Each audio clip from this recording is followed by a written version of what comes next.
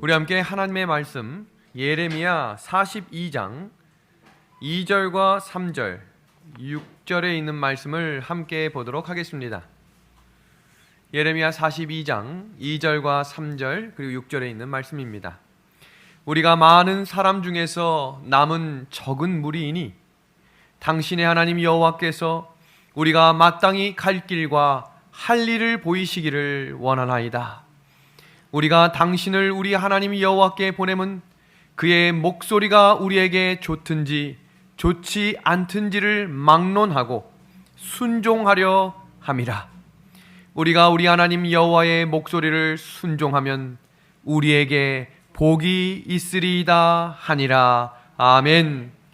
오늘 성경 본문에서는 그 시대의 남은 무리에 대해 소개하고 있습니다. 그리고 그 남은 무리들이 호소하고 울부짖는 목소리를 들으셔야 합니다. 그들이 이렇게 말했어요. 우리에게 뭘 주십시오? 우리에게 갈 길과 할 일을 주십시오. 그러면 우리가 뭐 하겠습니다? 순종하겠습니다.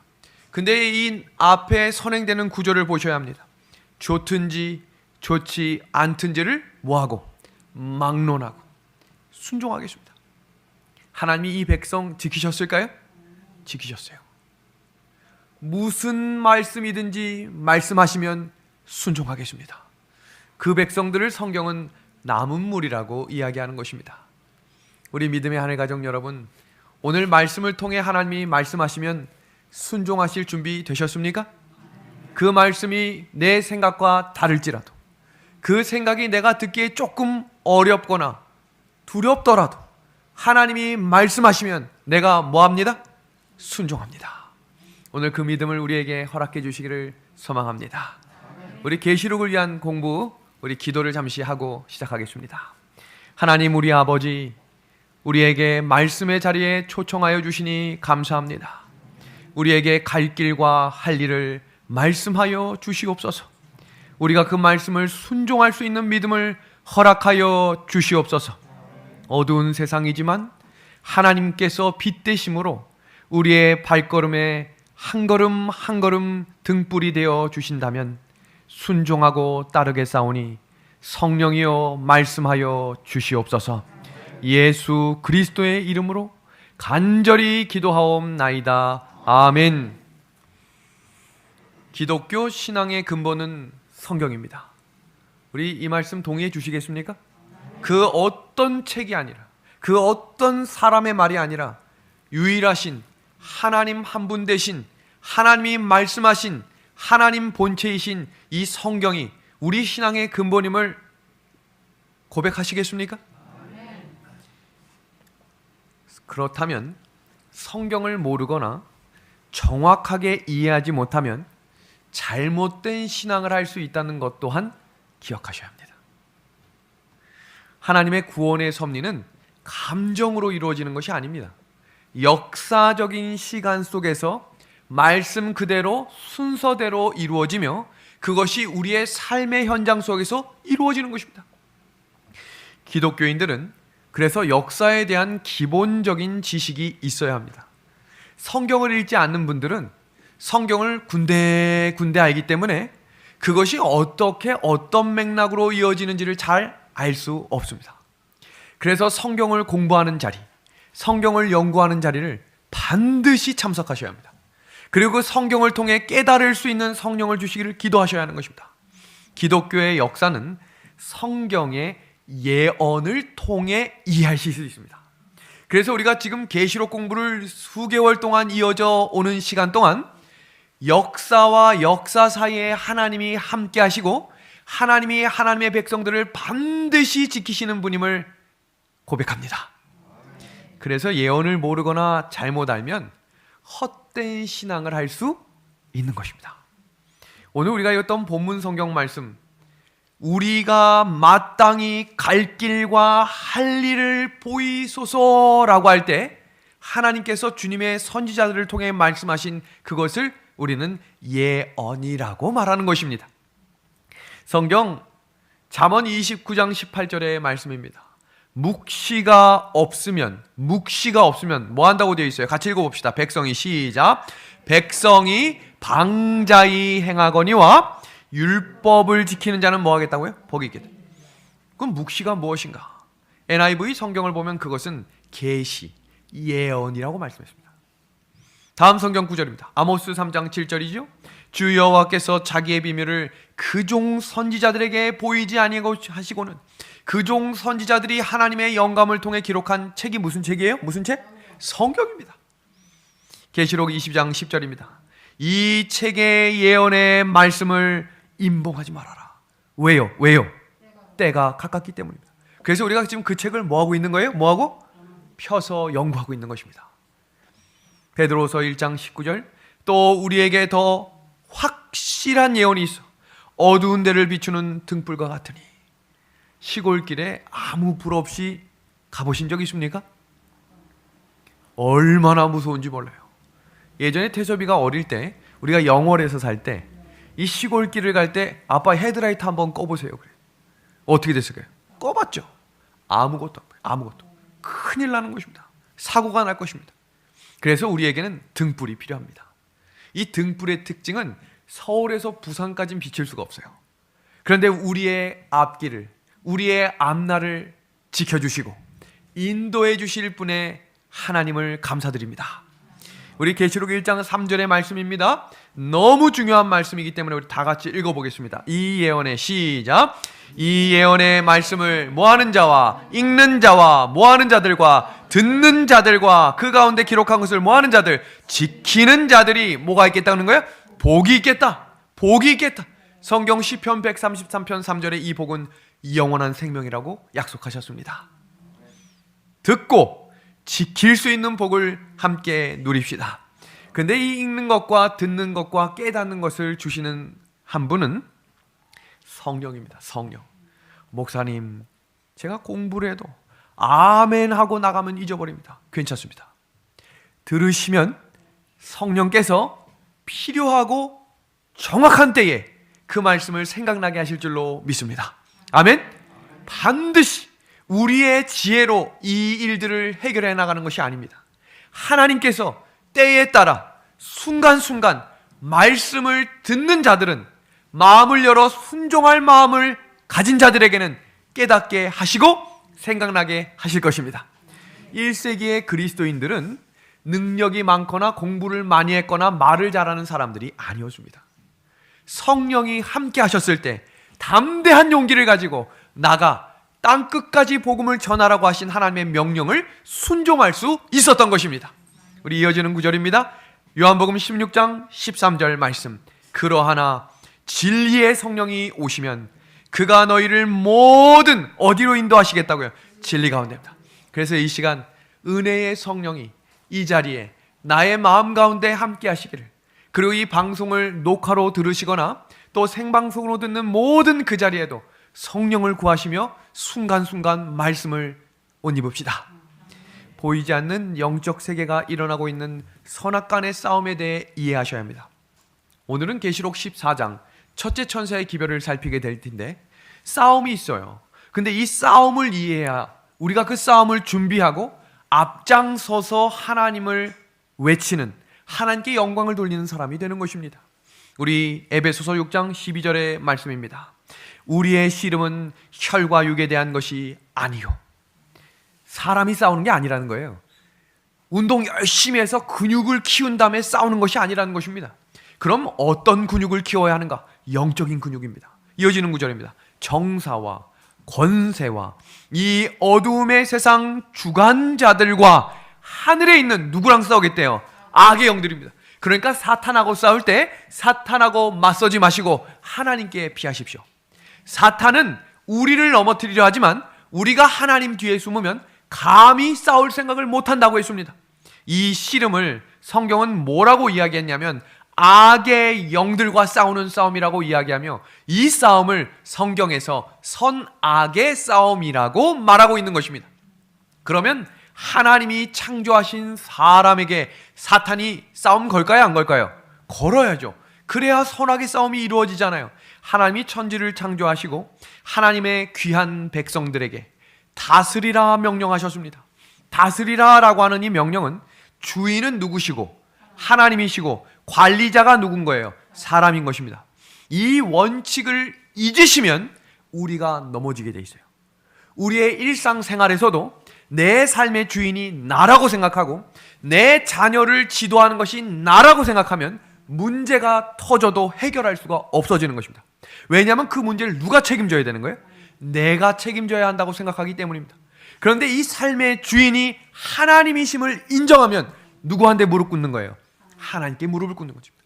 성경은 우리에게 말씀하셨어요. 하나님께 무릎 꿇는 자들은 사람에게 무릎 꿇지 않게 하시겠다 그랬어요. 다니엘이 하나님께 무릎을 꿇었을 때 세상 주권자들과 세상의 왕들에게 무릎을 꿇은 적이 없습니다.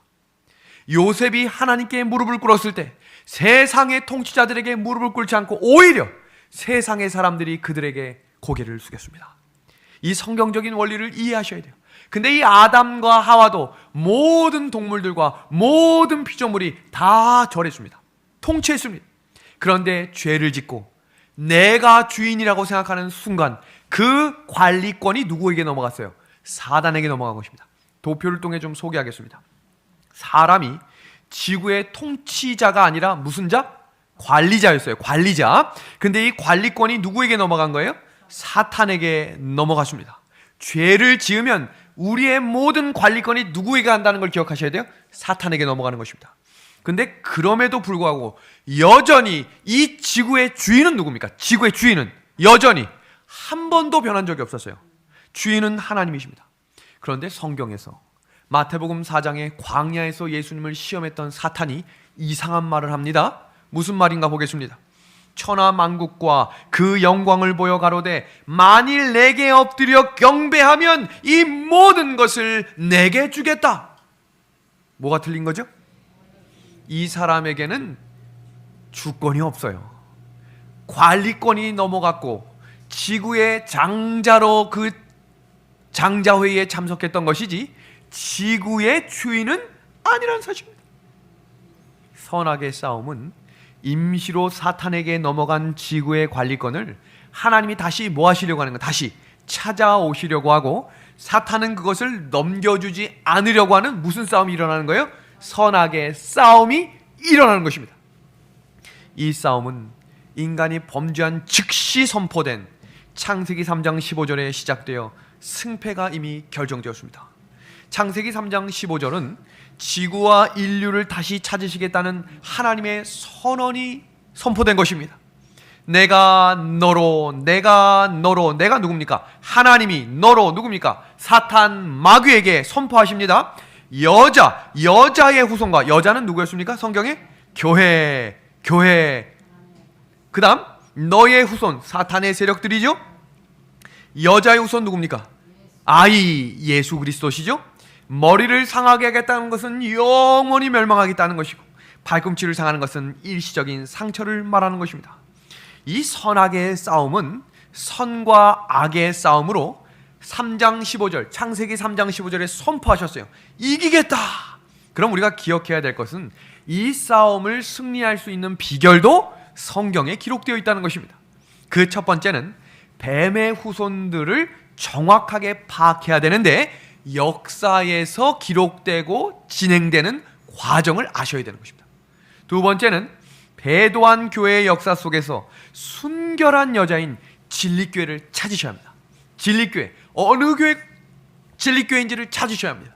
마지막 세 번째는 발견한 진리에는 하나님의 백성들이 목숨을 걸고 전진했던 것처럼 하나님의 말씀이라면 순종하는 믿음을 가지고 전진하는 것입니다. 사탄의 최종 목표는 예수와 이 땅의 모든 선의 세력을 멸절시키고 자신의 정부를 세우는 것입니다. 이 도표를 통해서 지구 역사 신약 시대부터 지금까지 이어지고 마지막 시대에 이루어지는 역사를 한 도표로 소개하겠습니다. 예수님이 십자가에 달려 돌아가시며 예수님이 피로 사신 교회가 세워졌고 그 교회를 기독교라고 불리우게 되었습니다. 그 기독교회가 여자의 후손의 발꿈치를 상함으로 태어난 것입니다. 그리고 종교 암흑 시대가 시작되었죠. 이것은 저희가 7교회와 7나팔을 공부하면서 자세히 공부했습니다. 오늘 혹시 이 강의를 처음 들으시는 분들이 계시면 처음으로 돌아가서 순서대로 공부하시면 도움이 될 것입니다. 그리고 종교암흑 시대가 끝나고 개신교회가 종교개혁을 통해 태어났고 발전과 함께 무엇도 일어났죠? 타락이 일어납니다. 계시록 12장 17절은 하나님의 남은 자손을 두고 용이 분노하여 다시 없애버리려고 선악의 싸움이 시작될 것입니다. 그때 사탄은 자신의 대리자들을 사탄의 정부를 수립하는 것으로 그들을 죽이려 할 것입니다. 그것이 우리가 공부했던 계시록 13장 8절의 말씀이었습니다. 어린 양의 생명책에 농명된 사람들이 그 사람들 외에는 다 누구에게 짐승에게 경배하겠다. 그것이 우리가 4주 전에 공부했던 계시록 13장 1편, 2편, 3편의 이야기였습니다. 그리고 그 남은 자손들은 7 재앙을 피하게 될 것이고 예수님의 재림을 통해 사탄이 포로가 되죠. 결박된다고 했습니다. 그리고 1000년이 지난 이후에 온 지구가 새하늘과 새 땅으로 회복이 되고 사탄이 완전히 멸망하는 이야기. 이것이 뱀의 머리가 뭐 하는 거예요? 상하는 것입니다. 그리고 영원한 생명이 이루어지는 것입니다. 여러 번 들어서 그런가 보다 하는 분들도 계시지만 이 내용을 처음 듣는 분들도 계십니다. 깜짝 놀라는 것입니다. 우와, 이것이 성경의 역사구나. 하나님이 이런 말씀을 통해 하나님의 사람들의 발걸음을 인도하시는구나. 여기서 우리가 기억해야 될 것은 사탄의 정부 수립 시도가 창세 때부터 이루어지는 과정들을 한번 살펴보겠습니다. 첫 번째, 아담과 하와를 유혹하여 지구의 관리권을 차지했습니다. 성공했습니까? 실패했습니까? 성공했습니다. 이스라엘 민족을 멸절하여 여자의 후손의 혈통을 끊으려 했지만 성공했습니까? 실패했습니까? 실패했죠? 완전히 용이 아이가 태어나면 삼키려고 준비하고 있었지만 하나님은 그의 백성들과 예수 그리스도를 인도하셨습니다. 실패했습니다. 사탄이 가만히 있을 존재가 아니죠. 여자의 후손을 이 땅에 태어나지 못하게 하려 했지만 이 세상에 태어난 여자의 후손을 죽이려고 했지만 다 실패했습니다. 여자의 후손을 범죄케 하려고 어떻게 해서든지 유혹하고 미혹하고 넘어뜨리려고 했지만 그때마다 예수님은 성령을 의지하심으로 승리하셨습니다. 실패했습니다. 십자가 이후에 탄생한 교회를 핍박하고 타락시켰습니다. 이겼다고 생각할 때마다 누가 일어났어요? 진리의 횃불을 든 남은 무리 소수들이 전진을 외치며 끝까지 살아남는 것입니다. 죽이려 하고 회유도 해보고 칭찬도 해주고 돈도 주고 넘어뜨리려고 할 때마다 하나님의 백성들은 흔들리지 않고 나아갔습니다. 실패했습니다. 타락한 로마 교회를 통해 기독교를 완전히 멸망시키려고 하는 종교 암흑 시대에도 여전히 광야 교회와 알프스 산맥 꼭대기에 올라가 긴 동굴 속에서 카타콤에서 하나님의 백성들은 진리를 붙들고 전진했습니다. 그 진리의 빛이 지금 이 시대까지 전해진 것입니다. 그럼 우리에게 뭐가 맡겨진 거예요? 그 진리의 횃불을 가지고 전진하라는 것입니다.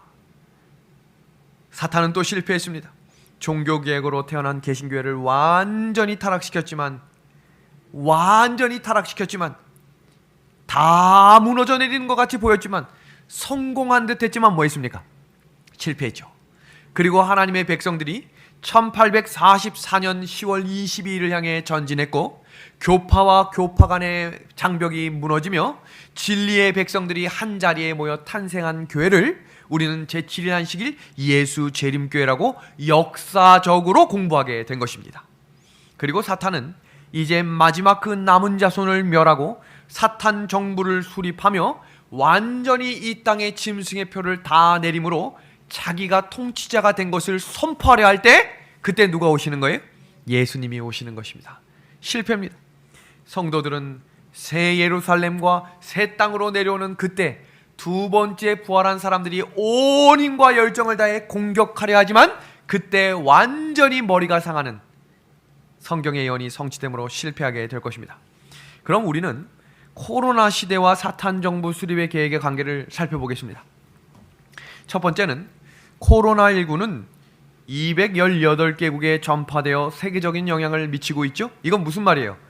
통치자가 한 사람일 수 있다는 것을 의미하는 것입니다. 두 번째입니다. 정부는 국민들과 교회를 통제하고 간섭하는 명분을 이제 확실히 얻었습니다. 이제 교회가 국가 정부에서 발표하는 것에 눈여겨 움직이죠. 그것을 거부하지 않고요, 그것이 어떻게 되나 고민하고 치고 내려갑니다. 참 이상하죠? 세 번째입니다. 국민들과 교회는 정부의 통제 감시에 익숙해져 가고 있어요. 아주 익숙해져 가고 있습니다. 네 번째입니다. 전 세계 사람들은 한 가지 이슈로 통제할 수 있는 가능성이 준비됐습니다. 전 세계가 한 가지를 놓고 같이 고민했던 시대는 없습니다. 기억하십시오. 전 세계가 한 가지 뉴스, 지금 가장 화두되는 뉴스 뭐예요? 백신이죠? 백신이 어느 나라가 몇 퍼센트 맞았고 그럼에도 확진자가 몇 명이 나고 전 세계가 한 가지 이슈에 중점을 두고 살아갑니다. 다섯 번째입니다. 얼마의 시간이 지나고 나면 백신을 강요할 수 있는 분위기가 나올 것입니다. 지금은 분위기가 뭐예요? 권장이죠? 맞으셔야 합니다. 순차적으로 맞으십시오. 이제는 맞지 않으면 행동의 제한을 받게 될 것입니다. 여섯 번째입니다. 독재하는 지배자가 출현할 수 있는 여건이 조성되는 거예요. 집회 명령도 이제 뭐하게 만들었는지 아십니까? 300명 이상 집회를 하려면 반드시 국가의 허가를 받아야 할 수 있어요. 무슨 말인지 아시겠어요? 예배가 문제가 아니라 사람들 모이는 것마저도 국가가 뭐하는 시대? 통제하는 시대. 일곱 번째입니다.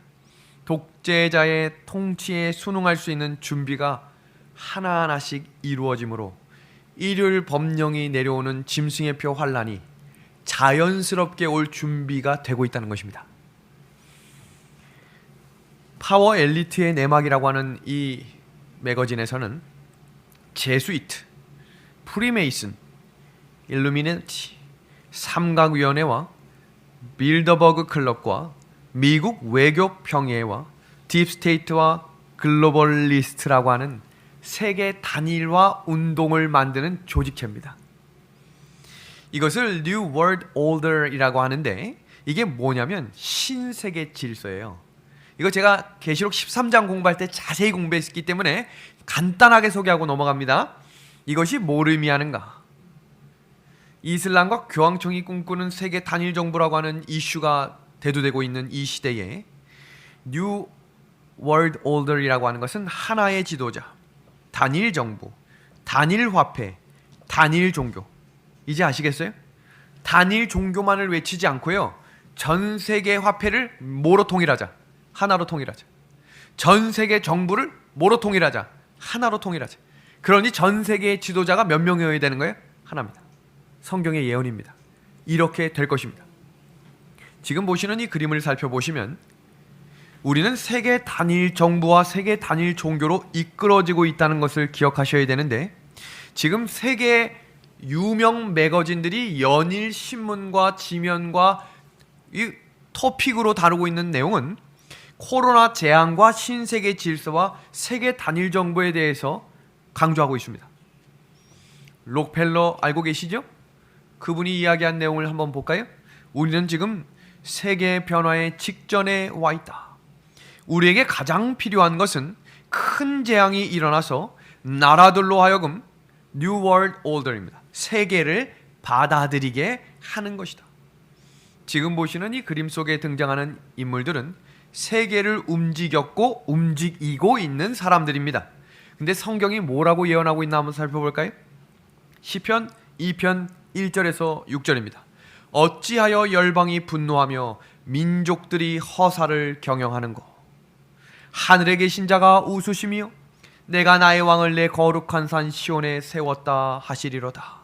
그런즉 군왕들아, 너희는 지혜를 얻으며 세상의 관원들아, 교훈을 받을지어다. 뭐라고 선포하고 계세요?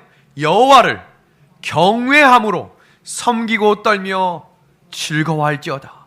그 아들에게 입맞추라. 그렇지 않으면 진노하심으로 너희의 길에서 망하리니 그 진노가 급하심이라. 여호와를 의지하는 자는 다 복이 있도다. 아멘. 아멘입니다. 인간 나라의 역사는 무너질 것처럼 보이지 않고 강력한 나라로 세워질 것처럼 보이지만 하나님의 나라가 임하시는 그때 다 무너져 내릴 것입니다. 완전히 끝날 것입니다. 그 영원한 하늘나라를 기대하고 바라보며 말씀대로 순종하는 믿음의 백성들이 되기를 우리 예수님의 이름으로 소망합니다. 성경은 계시록 12장과 13장을 통해 선악의 싸움의 마지막 전투를 이야기하며 마지막 계시록 14장 그 장면을 통해서 새 천사의 기별을 외치라고 명령하셨습니다. 그럼 누가 계시록 14장의 새 천사의 기별을 전할 것인가? 제가 지난 시간에 내가, 우리가 라고 말하지 말라고 했죠? 예전에는 누가 전할까요? 그러면 우리요 라고 말씀했습니다. 아닙니다. 누가 전한다고 했죠? 성경은 14만 4천이라고 했습니다. 그 14만 4천이 어떤 사람인지를 우리가 지난 시간 1시간을 통해 공부했습니다. 기억이 안 나시면 복습하십시오. 그 14만 4천이 외치게 될 기별을 뭐라고 이야기했죠? 새 천사의 기별이라고 말했습니다. 그 첫째 천사의 기별을 같이 공부하겠습니다. 그가 큰 음성으로 이르되 하나님을 두려워하며 그에게 영광을 돌리라. 하나님을 왜 두려워하라고 했는가? 이어지는 구절을 보면 이는 그의 무슨 시간이 이르렀다 그랬어요? 심판하실 시간입니다. 재림의 때가 가까이 올수록 이 기별이 울려 퍼져야 하는데 그 기별의 첫 번째는 하나님께 무엇을 돌리라? 무엇을 돌리라? 영광입니다. 그럼 제가 한번 질문해 보겠습니다. 하나님께 영광을 돌리는 게 뭘까요? 하나님께 영광을 돌리는 게 무엇일까?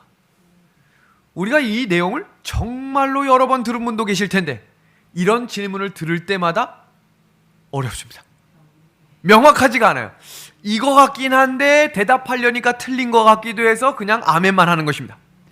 하나님께 영광을 돌리라. 오늘 그 내용을 우리 정확하게 정리합시다. 자, 보겠습니다. 그럼 성경에 하나님께 영광을 돌렸던 사람들이 누구인지를 살펴보면 되겠죠. 누가복음 7장에 나오는 한 인물을 보겠습니다. 예수께서 가라사대 청년아 내가 내게 말하노니 일어나라 하심에 죽었던 자가 일어앉고 말도 하거늘 예수께서 그를 어미에게 주신데 모든 사람이 두려워하며 하나님께 뭐 했다고 되어 있어요? 영광을 돌렸다라고 되어 있습니다. 신약 성경에 하나님께 영광을 돌렸던 사람은 하나님의 치유하심과 하나님의 능력과 하나님의 사랑을 경험한 사람이 우아하면서 하나님께 영광을 돌렸습니다. 영광은 어떤 사람이 돌린다고요? 하나님께 영광을 받은 사람이 하나님께 영광을 돌릴 수 있는 것입니다. 이어지는 구절입니다. 중풍병자에게 말씀하시되 내가 내게 이르노니 일어나 내 침상을 가지고 집으로 가라. 그 사람이 저희 앞에서 곧 일어나 누웠던 것을 가지고 하나님께 뭐 했다고 되어 있어요? 뭐 했다고? 영광을 돌리며 자기 집으로 돌아가니 모든 사람이 놀라 하나님께 영광을 돌리며 심히 두려워했다. 그러니까 두려워하는 단어와 영광이라는 단어가 항상 같이 나오고 있다는 사실입니다. 그럼 이 두려워한다는 것은 아이고 무섭다 이런 의미가 아닌 것을 알겠죠? 하나님께 영광을 받은 사람이 아이고 무섭다고 하겠어요? 아 하나님이라고 하겠어요? 후자겠죠? 기쁘게 영광스럽게 찬양을 올리는 것을 두렵다라고 표현하며 이야기하고 있는 장면입니다. 그럼 이 내용이 하나님께 영광을 돌린다는 내용이 영어 성경에 뭐라고 되어 있나 살펴보겠습니다. Give glory to him입니다. 이 단어는 무슨 말이냐면 그에게 영광을 주라. 그에게 영광을 뭐 하라고요? 주라. 줄 사람은 반드시 뭐가 있어야 돼요? 받은 게 있어야 주겠죠. 그래서 하나님께 영광을 돌리라 라는 말은 하나님의 영광을 경험한 사람만이 하나님께 영광을 돌릴 수 있어요. 새 천사의 기별은 누가 외친다? 14만 4천. 이제 정확하게 대답하십시오. 새 천사의 기별은 우리가 아닙니다. 새 천사의 기별은 누가 외친다? 14만 4천. 그 14만 4천은 이마에 뭘 맞은 사람? 하나님의 인을 맞은 사람입니다. 그 사람들은 하나님의 영광을 뭐 한 사람이에요? 받은 사람이에요. 그러니까 뭐 할 수 있는 거예요? 줄 수 있는 사람이 되는 것입니다. 그럼 오늘 우리는 하나님의 영광을 받기 위한 사람들의 준비 자세를 배워야겠죠. 그래야 하나님의 영광을 경험할 수 있기 때문입니다. 출애굽 장면에서 모세가 간절한 심령으로 하나님께 기도했던 장면이 출애굽기 33장에 기록되어 있습니다. 그 장면을 좀 살피겠습니다. 주의 영광을 내게 보여주옵소서. 나왔네요. 하나님께 영광을 돌리라 라고 이야기했는데, 하나님께 영광을 돌리라 그랬는데 뭐라고 했어요? 지금 하나님의 영광을 내게 보여주십시오. 그럼 하나님이 모세의 기도 응답하셨을까요? 성경을 보겠습니다. 우리 성경을 다 같이 피겠습니다. 우리 방송으로 보시는 분들도 성경을 같이 찾아보겠습니다. 출애굽기 34장 5절과 6절입니다. 같이 한번 펴볼까요? 출애굽기 34장 5절과 6절입니다. 너무너무 중요합니다. 성경을 꼭 찾으십시오. 혹시 집에서 지금 성경이 준비 안 되신 분들은 빨리 가서 성경 가지고 오십시오. 같이 읽어봅시다. 같이 보겠습니다. 34장 5절입니다. 여호와께서 구름 가운데 강림하사 그와 함께 거기 서서 여호와의 무엇을 선포하십니까? 이름은, 자 보겠습니다. 다시 질문입니다. 하나님 주의 영광을 보여주십시오 라고 하자 하나님이 오셔서 지금 뭘 주셨대요? 여호와의 이름을 주셨다 그랬어요. 이름. 자, 그 다음 9절입니다. 여호와의 이름을 선포하실 때 6절 다 같이 읽겠습니다. 시작. 여호와께서 그의 앞으로 지나시며 선포하시되 여호와라 여호와라 자비롭고 은혜롭고 노하기를 더디하고 인자와 진실이 많은 뭐라? 하나님이라. 자 보겠습니다. 하나님 영광을 보여주십시오 라고 했더니 하나님이 오셔서 지금 뭘 선포하셨어요? 하나님의 이름을 선포하셨어요. 그리고 하나님의 이름을 선포하시면서 하나님은 노하기를 더디하고 자비롭고 은혜롭고 하나님은 너의 하나님이다 라고 이야기하며 하나님의 뭘 선포하십니까? 하나님의 품성을 선포하셨습니다. 자, 이 구절을 이해하기 위해 성경을 하나 보겠습니다. 계시록 19장 11절에서 13절입니다. 지금 사도 요한이 하나님의 이름을 이야기하며 정의를 내렸어요. 같이 봅니다. 그 이름은 뭐라고 되어 있어요? 하나님의 말씀이라. 준비되셨습니까? 이제 이해하실 준비를 하셔야 됩니다. 성령을 구하십시오. 다음입니다. 하나님의 말씀은 곧 뭡니까? 그러니까 하나님의 이름입니다. 다시 정리하겠습니다. 모세가 하나님의 영광을 보여주십시오 했더니 하나님이 오셔서 직접 하나님의 이름을 선포하시고 그 하나님의 이름을 선포하시면서 하나님의 품성을 가르쳐 주셨죠. 그리고 그 하나님의 이름은 뭐라고 되어 있어요? 하나님의 말씀이라고 되어 있습니다. 그런데 계시록 19장 15절을 보니까 그의 입에서 하나님의 말씀에서 뭐가 나왔대요? 예리한 검이 나옵니다. 총정리합니다. 하나님께 영광을 구했더니 하나님의 성품을 보여주시며 하나님의 이름을 선포하셨죠? 그 하나님의 이름은 뭐라 그랬어요? 하나님의 말씀이라고 했고 그 하나님의 말씀은 뭐라고 되어 있습니까? 예리한 검이라고 했습니다. 성경의 에베소서 6장이죠.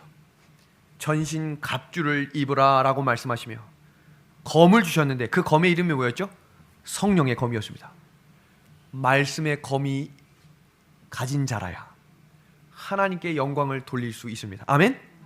이 구절이 너무너무 중요한 것입니다. 하나님께 영광을 돌릴 사람들은 그냥 유람선 타는 기분으로 여행 가는 기분으로 편안하게 오는 게 아니라 전쟁 준비를 하는 군사의 심정으로 교회에 참석하는 사람들입니다.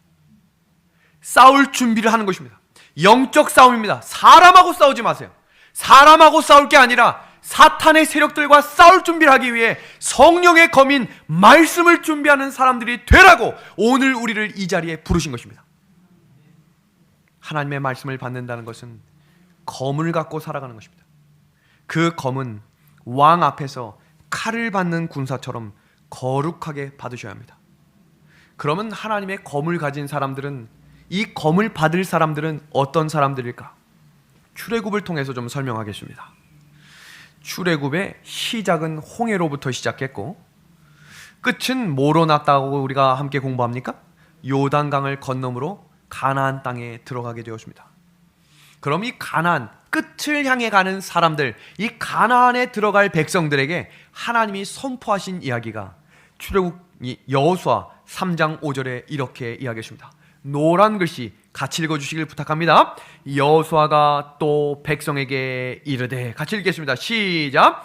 너희는 자신을 뭐하게 하라? 성결하게 하라. 성결하게 하라. 성결하게 한다는 것, 언제 성결해야 될까? 하나님께서 기이한 일을 언제 하시겠대요? 내일 하시겠대요.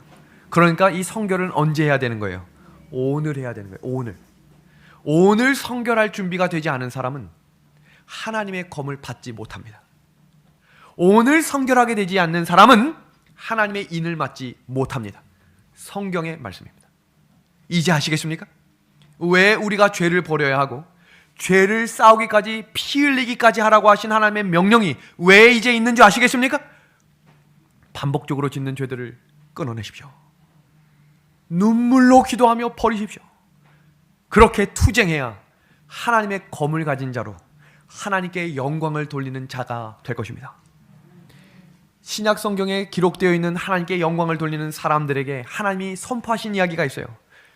들고 걸어가라. 그 다음 구절에 다시는 죄를 범하지 말아라. 아멘. 막달라 마리아에게 아무도 너를 정죄하지 않는다. 일어나라. 그리고 하신 말씀, 다시는 죄를 짓지 말아라. 반복적으로 짓는 죄들을 무서워하셔야 합니다. 똑같이 평소처럼 짓는 죄들은 성령을 거부하는 죄입니다. 성령이 오늘도 말씀하실 것입니다. 습관적으로 짓는 죄들 앞에 흔들리는 양심을 주실 것입니다. 하지 말아라. 하면 안 된다. 그것을 순종하십시오. 자신을 성결하게 되는 것은 철저하게 죄를 버리고 완전히 죄와 결별하는 것입니다. 오늘 이 말씀을 기억합시다. 시편 119편 9절의 말씀 다 같이 읽어볼까요? 청년이 시작. 청년이 무엇으로 그의 행실을 깨끗하게 하리까? 주의 말씀만 뭐할까? 지킬 따름이니이다. 디모데전서 4장 5절에 하나님의 말씀과 기도로 뭐하겠다 그랬어요? 거룩입니다. 이제 이 말씀 이해하시겠죠? 성령의 검을 가진 사람들은 성결하게 된 자들이며 하나님의 영광을 경험한 자들이 될 것이므로 그들이 나가 뭐 하는 거예요? 말씀을 가지고 싸우는 사람들이 되겠다. 그것이 땅끝까지 복음을 전하는 새 천사의 기별, 첫 번째 천사의 기별을 전하는 사람들입니다. 성도 여러분, 말씀을 받을 때 성령의 검을 받는다는 것을 기억하시고, 우리가 예배를 통해 수많은 말씀을 받고 있는데 그것이 성령의 검이 되어 우리의 마음을 쪼개고 수술했느냐 하는 것을 점검하십시오. 그것이 한 단계 한 단계 신앙이 자라나는 것입니다. 2021년 1월 첫날 새벽 기도 때 제가 2021년의 표어는 자라나는 것이다 그랬어요. 신앙이 자라나는 것이다. 자라나고 계십니까? 제가 오늘도 윤태섭을 보니까 자랐어요. 키가 컸어요. 자라나야 합니다. 그래야 건강한 신앙인이 될 것입니다. 두 번째입니다. 첫째 천사의 기별을 통해 말씀하고 계시는 장면, 그가 큰 음성으로 이르되 하나님을 두려워하며 그에게 영광을 돌리라. 이 장면 이제 이해되셨죠? 그 다음 구절입니다. 그의 심판의 시간이 이르렀으니 하늘과 땅과 바다와 물들의 근원을 만드신 이를 경배하라 하더라. 이 하늘과 땅과 바다와 물들의 근원을 만드신 이를 경배하라. 이거 어디서 많이 본 것 같지 않으십니까? 이것이 바로 10계명의 넷째 계명에 수록되어 있는 말씀입니다. 출애굽기 20장 8절에서 11절, 하늘과 땅과 바다와 그 가운데 모든 것을 만드신 분을 기억하라. 그분이 누구십니까? 하늘과 땅과 바다와 모든 만물을 지으신 분을 우리가 누구라고 불러요? 창조주 하나님입니다. 창조주 하나님을 뭐 하라는 거예요?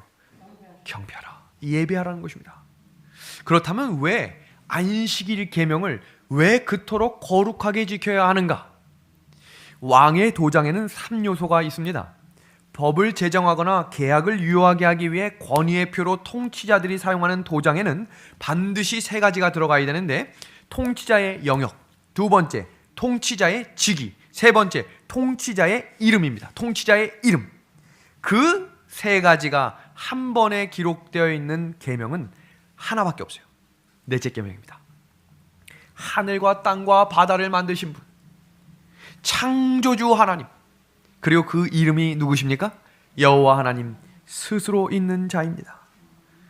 이 10계명을 우리가 공부하면서 위에 있는 계명과 밑에 있는 계명을 완전히 연결하는 한 계명은 바로 안식일을 기억하여 거룩히 지키라 라고 하는 정중앙에 하나님의 인입니다. 인. 이게 왜 그토록 중요한가? 영감의 글입니다. 선악과가 에덴 동산 중앙에 위치해 있었던 것과 똑같이 안식일 계명은 십계명에 어디 있어요? 어디? 중앙에 있다.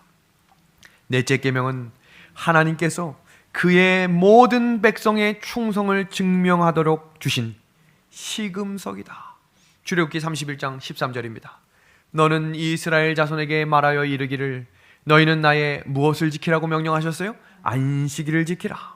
이는 나와 너희 사이에 너희 대대의 표징이니 나는 너희를 뭐하게 하는 거룩하게 하는. 그래서 안식일은 우리가 드리는 것이 아니라 뭐하는 거라 했죠? 받는 것이다 라고 제가 설명을 드렸던 것입니다. 에스겔 20장 16절은 그들이 마음으로 우상을 따라 나의 규례를 업신여기며 나의 율례를 행하지 아니하며 나의 안식일을 뭐 했다 그랬어요? 더럽혔다. 그럼 현대적 의미를 살핍니다. 안식일을 제대로 지키지 못하도록 만드는 모든 것이 우상이라는 것을 기억하십시오. 안식일을 범하게 하는 행위를 계속하고 있다면 그것이 우상일 수 있다는 사실을 명심하셔야 합니다. 우리가 성경에서 기억해야 될 또 다른 말씀, 출애굽기 16장 4절과 5절을 보면 날마다 만나를 허락하시며 음식 먹는 것을 통해 예배를 훈련시키셨어요. 그렇기 때문에 우리가 음식 먹는 것도 뭐 할 줄 알아야 되냐면 구별할 줄 알아야 거룩함을 배울 수 있다는 것입니다. 우리가 매일 경험하는 언약의 자리가 바로 식탁입니다. 하나님의 말씀을 경험하는 자리. 그러니까 하나님이 구별하여 거룩하지 않다는 것을 식탁에 올리는 것을 두려워합시다. 너무나 자연스럽고 당연하게 장 보면서 우리의 장바구니에 들어가는 먹지 말아야 할 것들을 구별을 하셔야 합니다. 안식일 전날은 예비일입니다. 거룩한 시간을 위해 모든 것을 미리 준비해야 함을 기억하셔야 합니다. 성경은 안식일을 지킴으로 얻는 축복을 이렇게 소개하고 있습니다. 나는 온 하늘이 넷째 계명의 요구를 시인하고 안식일을 지키는 자들을 안식일을 바라보며 감찰하는 것을 보았다.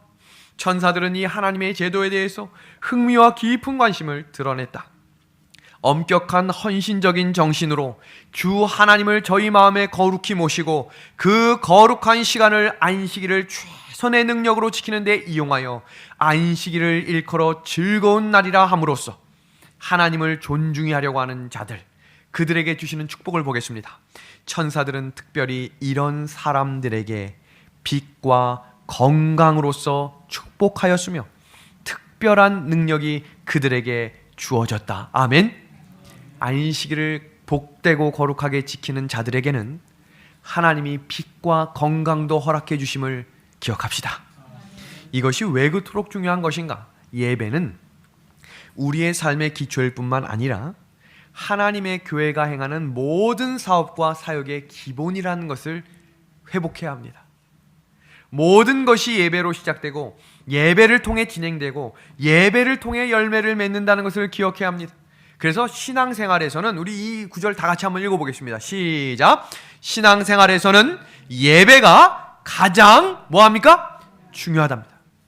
예배보다 앞서는 것이 없어야 합니다. 그럼 다른 말로 이야기하면 예배가 전부가 되어야 하는 것입니다. 예배를 벗어난 그 어떤 것도 하나님의 눈에 귀하게 여김을 받지 못한다는 것을 명심하십시오.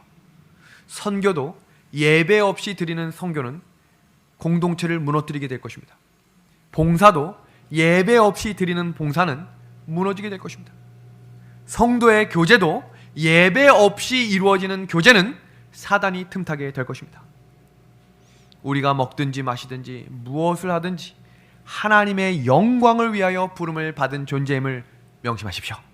그것이 첫째 천사의 기별에서 외치는 하늘과 땅과 바다와 모든 만물의 근원 되신 창조주 하나님을 뭐하라는 겁니까? 예배하라는 것입니다. 새 천사의 기별 그 마지막 이야기, 첫 번째 천사의 기별에서 심판하실 시간이 이르렀음을 선포하고 있습니다. 이 장면은 무엇을 의미하는가? 하나님께서 이 땅을 처음 창조하시고 영생의 조건을 두 가지를 주셨는데 선악과를 먹지 말아라. 그러니까 이 땅의 주권자가 누구임을 말씀하신 거예요? 하나님이 주권자이시다. 두 번째는 생명과를 먹어라. 먹는 자만 뭐 할 수 있는 거예요? 영생할 수 있는 것입니다. 하나님의 말씀을 순종하는 사람이 그것을 불순종했죠. 그러면 사람이 선악과를 먹고 범죄했을 때 하나님이 결정할 수 있는 방법이 있어요. 하나님은 모든 것을 아시고 모든 것의 주인이기 때문에 이렇게 말할 수 있겠죠. 없던 일로 하자. 할 수 있습니까? 두 번째입니다. 아무 근거도 없이 내가 용서하겠다. 세 번째입니다. 정령 죽으리라만 취소하자. 네 번째입니다. 안 되겠다. 사람을 다시 만들자. 그렇게 하실 수 있습니까? 충분히 그렇게 하실 수 있어요. 다섯 번째, 지구와 인류를 포기하자. 우주 중에 이 지구 하나만 없어도 큰 무리는 없을 수 있으니 포기하자. 근데 하나님이 결정하신 방법을 보십시오. 죄를 지은 사람에 대한 하나님의 결정은 내가 대신 죽겠다는 것입니다. 이것이 성육신이라고 하는 하나님의 사랑입니다. 로마서 5장 8절입니다. 우리가 아직 죄인 되었을 때에 그리스도께서 우리를 위하여 죽으심으로. 왜 죽으셨죠? 하나님의 말씀이 이루어져야 되기 때문에. 먹는 자는 뭐 하겠다 그랬어요? 죽겠다고 했잖아요. 죽었습니다. 누가 죽으신 거예요? 하나님이 대신 죽으신 것입니다. 그 사실을 믿는 자에게 하나님이 영생을 주시겠다고 선포하셨습니다. 요한복음 3장 18절입니다. 하나님의 독생자의 이름을 믿지 아니하므로 벌써 심판을 뭐 했다고 되어 있어요? 벌써 심판을 받았다. 불신의 열매는 실패입니다. 그래서 입으로라도 되겠어라는 말을 하지 마십시오. 기억하십시오. 하나님의 말씀을 불신하는 말은 이미 심판을 받은 것이라 그랬어요. 언제나 할 수 있고 하실 것이다. 누가? 내가 아니라 하나님께서. 그것이 믿음을 가진 사람들이 전진하는 방법입니다. 마태복음 13장 30절에도 죄를 해결하지 못한 결과로 알곡과 가라지가 나뉘어지겠다라는 것을 선포하시는데, 심판의 시간이 이르렀다라고 하는 이 심판을 이해하기 위해 성경에 기록되어 있는 두 가지 심판을 잠시 공부해 보겠습니다. 성경에서는 두 가지 심판에 신자들과 불신자들의 심판이 기록되어 있는데, 신자들은 곡식과 가라지로 나뉘어집니다. 믿지 않는 사람들이 가라지가 아니라 신자 중에 알곡과 가라지가 뭐 한다는 거예요? 나뉘어지겠다는 거예요. 교회에 온다고 다 구원받는다고 보장된 성경 구절은 없습니다. 하나님의 말씀이라면 목숨이라도 들여 내가 순종하고, 죄를 버리라고 들으면 그 죄를 버리겠다고 순종하는 성결함을 입어야 하나님께서 약속하신 요단강을 건너가는 것입니다.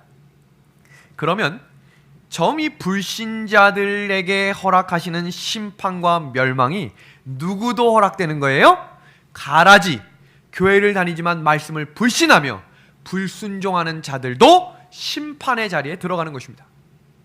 그래서 성경은 마태복음 12장 30절을 통해 나와 함께 아니하는 자는 나를 뭐하는 자라 그랬어요? 반대하는 자. 하나님과 함께 하지 않으면 불신자들과 같다, 이 말입니다. 하나님 말씀을 듣고도 순종하지 않으면 하나님 모르고 사는 사람과 똑같다, 이 말입니다. 이어지는 구절입니다. 나와 함께 모이지 아니하는 자는 뭐하는 자다? 해치는 자다 그러십니다. 그러니까 구분이 구원을 근거로 만들기 위한 심판을 하나님이 재림전 심판이라고 말씀하셨어요. 사단이 계속 고사하는 거예요. 구원함을 잊기 위해 하나님의 인을 주어야 한다라고 하면 사탄이 이렇게 얘기해요. 아니에요. 하나님, 저 집사, 저 목사, 저 장로 아직도 습관적으로 사람 미워합니다. 아직도 저 장로 지금 버리지 못하는 저 안 좋은 습관이 있는 거 알고 계시죠? 사단이 뭐 하는 거예요? 자꾸 뭐 하는 거예요? 고소합니다. 고소. 그럼 하나님이 재판정에 계시고 우리 예수님이 중보자 되셨어. 지성소에서 지금 뭐 하고 계신 거예요? 아닙니다. 충분합니다. 예수 그리스도의 피를 봐주십시오. 지금 이 자가 입고 있는 옷은 이 사람의 의로운 옷이 아니라 누가 입혀준 옷이라는 거예요? 예수 그리스도의 옷 입은 그리스도의 사람입니다. 그 심판이 이루어지고 멸망을 이유로 밝히기 위한 심판이 이루어지는 것입니다. 성경에서는 이 심판을 두 가지 심판으로 재림 전 심판과 재림 후 심판으로 나뉘어집니다. 재림전 심판은 신자 중에 알곡과 가라지가 나뉘어짐으로 하나님의 인을 맞은 사람들에게 뭐가 내려오는 거예요? 늦은 비 성령이 내려오는 것입니다. 지금 우리가 그 시대에 살아가고 있는 것입니다. 그럼 오늘 말씀을 듣고 순종할 준비 되셨습니까? 아멘. 습관적으로 짓는 죄들 버릴 준비 되셨습니까? 냉장고 정리하실 겁니까? 집안에 정리하실 겁니까? 내 마음 정리하실 겁니까? 정리가 되어야 알곡과 가라지의 구분 속에 참여하게 되는 것입니다. 사탄이 고소하죠? 예수님의 변화와 판정으로 구원받을 자가 확정되는 그 심판을 재림전 심판이라고 이야기하는 것입니다. 그럼 천년기 때 심판은 구원받은 성도들과 하나님이 악인들과 악한 천사들의 행위를 살펴 심판하는 이야기고, 새하늘과 새 땅에는 영원한 세상에 지구의 회복과 악인들의 둘째 사망이 이루어지는 것입니다. 사탄의 고소와 예수님의 변호 그리고 하나님의 심판을 살펴봅니다. 대제사장 여호수아는 여호와의 사자 앞에 섰고 사탄은 그의 우편에 서서 그를 대적하는 것을 여호와께서 내게 보이시느니라. 이 말은 사탄은 계속 뭐하고 있다는 거예요? 계속 뭐하는 거예요? 고소하고 있습니다. 구약 성경에 나타나고 있는 심판 개념을 살펴보면 사사기는 저지입니다. 저지, 심판자라는 의미입니다. 그럼 하나님께서 사사들을 보내는 이유가 그들을 심판하기 위해 보내신 거예요? 하나님의 백성들을 구원하기 위해 보내신 거예요? 왜 삼손을 보냈고, 왜 기드온을 보냈고, 왜 입다를 보냈죠? 하나님의 백성들을 구원하시기 위해 심판을 허락하신 것입니다. 아멘. 다윗이 기도합니다. 공의대로 나를 심판해 주십시오. 이 말은 무슨 말이에요? 하나님께서 나의 구원자이시오, 하나님이 나의 중보자시며 세상이 나를 고소하는 것을 하나님 뭐 해 주십시오? 심판해 주십시오. 심판과 구원의 관계는 온유한 자를 구원하시기 위해 홍수 심판, 하나님은 세상을 멸하시기 위함이 아니라 의인을 구원하시기 위해 심판하시는 분이십니다. 이것이 주객이 전도되면 안 돼요. 멸망하시기 위해 홍수를 주신 게 아니라 하나님의 입맞은 자들을 구원하시고 그들을 통해 진리의 길이 전해져야 하기 때문에 하나님은 심판을 허락하십니다. 구약의 두 가지 개념의 심판은 성도들을 의롭다고 선포하는 구원 심판과 악인들을 악하다고 선언하는 멸망 심판이 이루어지는 것입니다. 지금 이 장면은 우리에게 너무 중요합니다. 내가 만일 내 도를 행하고 내 규례를 지키면, 스가랴 3장 4절입니다. 내가 내 죄악을 제거하여 버렸으니 내가 아름다운 옷을 입히리라. 성경은 우리에게 옷을 입으라라고 말씀하지 않았어요. 예수님께서 옷을 뭐 해주시겠다? 뭐 해주시겠다? 입혀주시겠다. 이것을 입혀주시는 의라고 이야기하는 것입니다. 영감의 글입니다.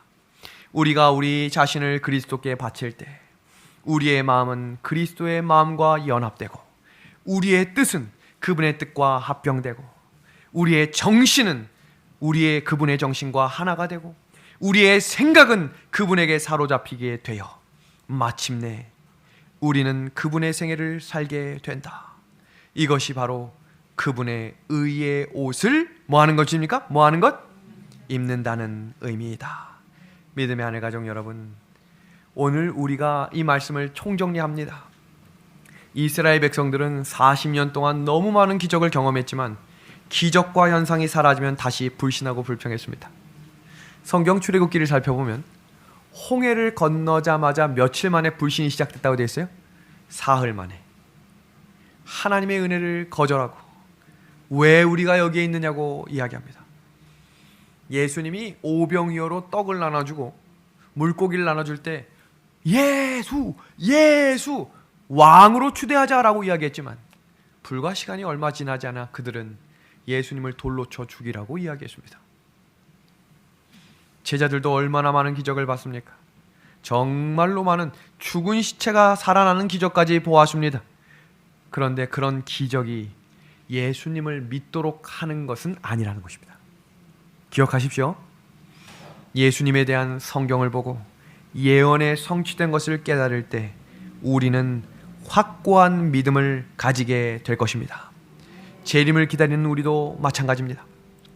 예수님을 바로 인식하고 깨닫고 알려면 예언의 말씀을 하나씩 짚어서 성취되어 가는 것을 목격하고 경험하게 될 때 우리의 믿음은 깊어지고 확신하게 될 것입니다. 하나님의 말씀을 소홀히 해서는 결코 신앙이 자라거나 뿌리를 깊게 내릴 수 없게 될 것입니다. 오늘의 말씀, 나에게 갈 길과 할 일을 보이소서. 말씀하시면 순종할 믿음의 하늘 백성들, 주의 귀한 가족들 되길 바라며 오늘 성경 연구를 마치도록 하겠습니다.